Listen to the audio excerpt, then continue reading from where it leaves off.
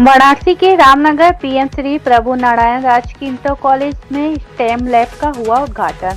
बता दें 27 सितंबर शुक्रवार को पीएम श्री प्रभु नारायण राजकीय इंटर कॉलेज रामनगर वाराणसी में स्टेम लैब का उद्घाटन जिला विद्यालय निरीक्षक वाराणसी अवध किशोर सिंह एवं IIT खड़गपुर के सेवानिवृत्त प्रोफेसर वरिष्ठ वैज्ञानिक डॉक्टर शंकर राम यादव जी के द्वारा किया गया। बच्चों के लिए अत्यधिक सांवर्धक एवं उपयोगी प्रयोगशाला की स्थापना समर्थनम ट्रस्ट फॉर डिसेबल्ड एवं हर्बल लाइफ नामक NGO संस्था के द्वारा किया गया।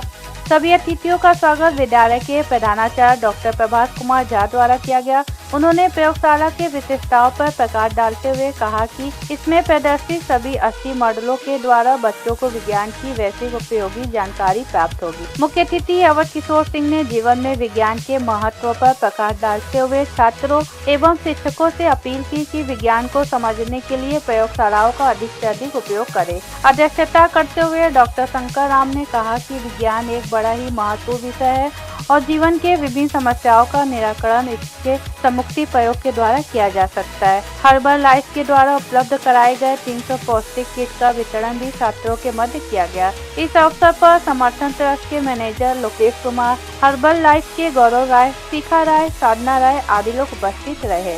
रामनगर से रिमी कौर की report.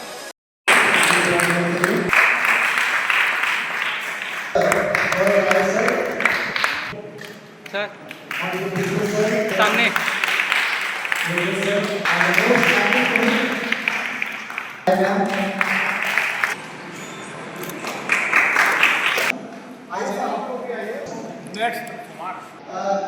the students for whom your location, your very so you better.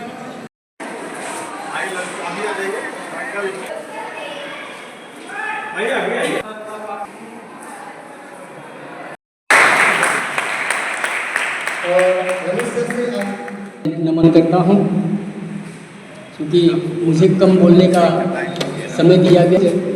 अतिथिगण, शिक्षक बंधु, शिक्षिकाएं बहनें, कार्यालय स्टाफ सबका मैं हार्दिक अभिनंदन करता हूँ, नमन करता हूँ तथा अपने बच्चों को शुभ आशीर्वाद देता हूँ।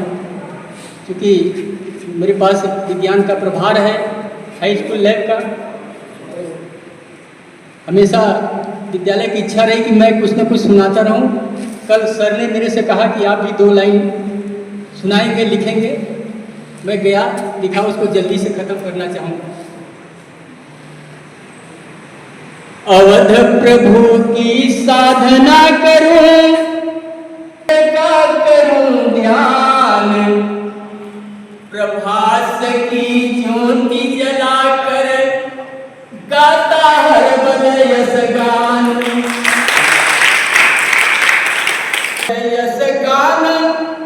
समर्थनम ट्रस्ट का करूं सम्मान, के सर साथियों का दिल से गौरव राय।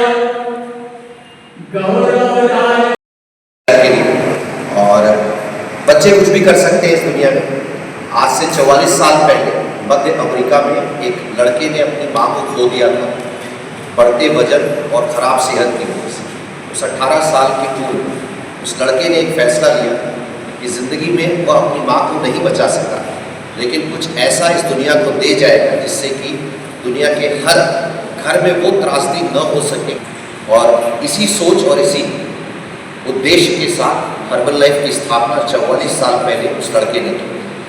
आज हर्बल लाइफ दुनिया के 95 देशों में सर्व करता है, बहुत सारे लोगों को मदद करता है कि वह अपने जीवन को सक्रिय बना सके, स्वस्थ रह सके, फिट रह सके। हर्बल लाइफ न्यूट्रिशन आज वैश्विक स्तर पर नंबर 1 संस्था के रूप में जाना जाता है और हम अपने सामाजिक दायित्व को भी बहुत बेहतर ढंग से समझते हैं। और यही कारण कई देशों में ऐसे कई कार्यक्रम आयोजित किए जाते हैं जिसके तहत बच्चों को वो सुविधाएं मुहैया कराई जाने में हम मददगार साबित होते हैं। हम थैंक्स करते हैं हर्बल लाइफ कॉर्पोरेट का, जो आगे बढ़ता है और अपने सामाजिक दायित्व को हर बार की तरह निभाते चला।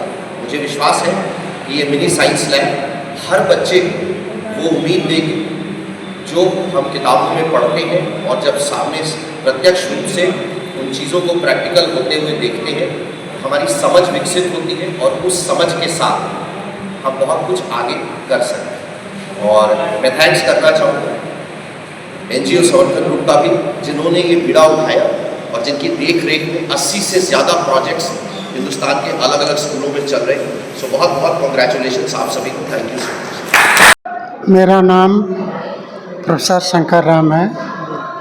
हम IIT खड़गपुर में प्रोफेसर थे। 3-4 वर्ष पहले वहाँ से सेवानिवृत्त होकर के बनारस में रहते हैं। सर, आज यहाँ पर आप PM कॉलेज में आए हैं, किस तरह का यहाँ कार्यक्रम हो रहा है और साइंस का जो है आज जो प्रोग्राम हो रहा है, जो हमारे देश में दिव्यांग बच्चे हैं उनको विज्ञान के बारे में मूलभूत जानकारी देने के लिए प्रोग्राम बना है। तो मूलभूत विज्ञान क्या है, उसकी आवश्यकता क्या है, उसका प्रयोग कहाँ कर सकते हैं, उससे हम ग्रामीण लेवल पर टेक्नोलॉजी का विकास क्या कर सकते हैं, उसके उद्देश्य में ये जो ट्रस्ट है यह प्रोग्राम किया हुआ है। यह प्रोग्राम उनके मुताबिक अपने देश में कई जगह हो रहा है।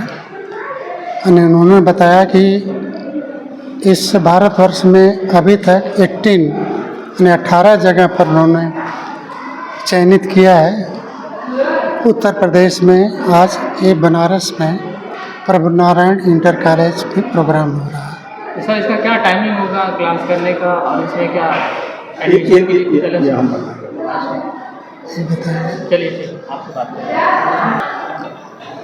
सर, ये लैब जो आज उद्घाटन होने वाला है, इसका क्या टाइमिंग होगा बच्चों के लिए और कितने बच्चे एक साथ जो है यहाँ पर प्रशिक्षण कर सकते हैं? ये इस लैब को बनाने के लिए जो सब होना का में समर्थन ट्रस्ट के सौजन्य से और हर्बल लाइफ के द्वारा मिला है। यह एक बहुत ही उपयोगी लैब है जिसमें हमारे बच्चे, विद्यालय के बच्चे इसका सदुपयोग करेंगे और अपॉइंटमेंट लेने के बाद दूसरे भी विद्यालय के छात्र अगर आएंगे तो उनको भी ये मौका दिया जाएगा। ये STEM लैब है, इसका मतलब साइंस, टेक्नोलॉजी, इंजीनियरिंग और मैथ, इनसे संबंधित कार्यकारी मॉडल इसमें लगाए गए हैं और जिससे कि बच्चे कोई चीज़ का जो वर्किंग देखेंगे कि कैसे होता है। जैसे यहाँ पर एक है, ऐसे होता है तो टॉर्च वहाँ से जलेगा, वहाँ दिन है जहाँ है। तो इस तरह विज्ञान को जो लोग कलिष्ठ समझते हैं उसको बड़ा उन बच्चों को आकृष्ट करने के लिए इस तरह के मॉडल लगाए गए हैं। मैं समझता हूँ कि बड़ा उपयोगी होंगे और हमारे बच्चों को विज्ञान के घंटे में इस लैब से सामान निकाल के हम पढ़ाएंगे। क्या ये क्लास के जिस शिक्षा के साथ में मतलब समय के साथ जो बच्चे आएंगे शिक्षा के साथ समय कुछ अलग होगा? नहीं, अलग नहीं है, क्लास में ही करेंगे क्योंकि बच्चों को अलग से टाइम में लाना रोकना बहुत दिक्कत हो जाती है। तो इसी में हम समाहित करेंगे। हमारे यहाँ विज्ञान का जो क्लास होगा उसी क्लास में वीक में एक आध क्लास हर एक सेक्शन का यहाँ पे होगा। ये बेसिकली हाई स्कूल के कंसेप्ट का है, लेकिन हम सभी बच्चों को 6 से लेकर 12 तक के बच्चों को हम इसमें बताएंगे। उद्देश्य क्या है?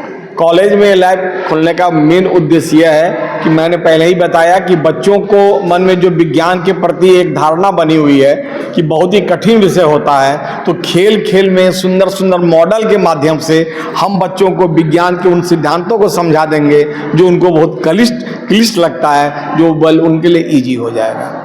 आपको बताया जाता है कि दिन और रात घटना कैसे होती है, ज़्यादा अच्छा होता है और अस्थायी होता है। इसलिए इस मॉडल के जरिए ये बच्चे बड़े आसानी से समझ जाते हैं कि अगर हम ये जो लाइट लगी है ये सूर्य का प्रतिनिधित्व कर रहा है, तो सूर्य का प्रकाश पृथ्वी के जिस हिस्से पर पड़ता है वहाँ पे दिन है और जिस साइड में प्रकाश नहीं पड़ रहा है वहाँ पर रात है। तो ये वर्किंग मॉडल हो गया जिसके जरिए उनके सीखने को अस्थायी बनाया जाता है, मनोरंजन बनाया जाता है। फिर इस कॉन्सेप्ट को वो कभी जल्दी भूल से नहीं। जो बच्चों को हम पढ़ाते हैं कि प्रकाश की किरणें सीधी रेखा में चलती हैं, light always travels in straight line.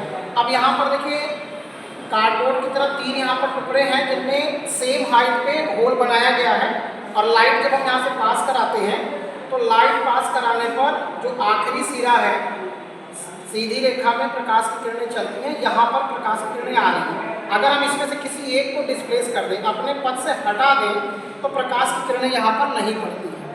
तो इस वर्किंग मॉडल के जरिए प्रकाश की किरणें सीधी रेखा में चलती हैं। ये बड़े आसानी से बच्चों को समझाया भी जा सकता है और दिखाया भी जा सकता है। दिखा सकते हैं जैसे कि प्रकाश की किरणें जा रही हैं, अगर इनके रास्ते में कोई एक हम अवरोध रही है, तो इससे हम छाया कैसे बनती है।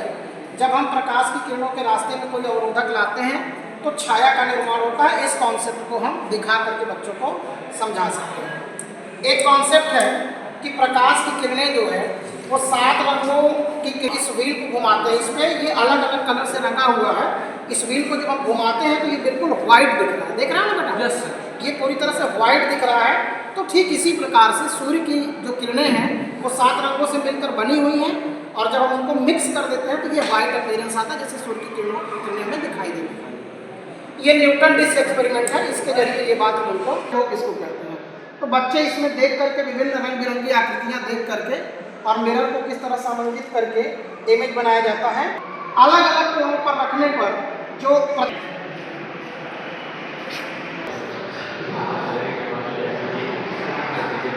कैसे हैंडपम्प कार्य करता है वो अब केंद्र बल के लिए।